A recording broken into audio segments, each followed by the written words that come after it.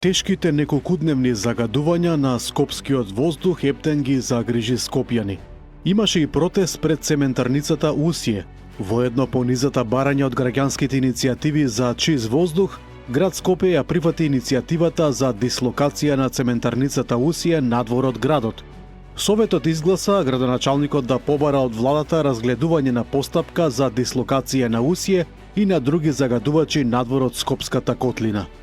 По ова се очекува како ќе постапи владата. Министрите треба да ја разгледаат целата работа и да видат можна ли е и како би се извела таа обемна дислокација.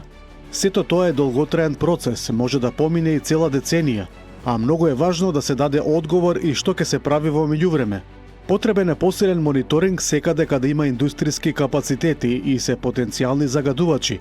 Може би се потребни дополнителни филтри, запирање на печките во ударните периоди на загаденост, забрана за користење пластика и гуми како енергенс и слични други мерки.